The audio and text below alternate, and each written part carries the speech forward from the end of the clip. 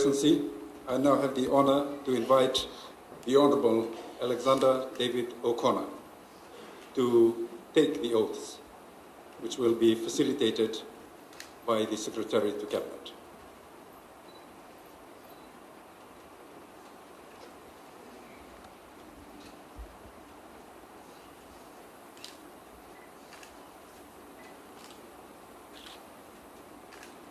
I, Alexander David O'Connor, swear that I will be faithful and bear true allegiance to the Republic of Fiji according to law, and I will obey, observe, uphold, and maintain the Constitution of the Republic of Fiji.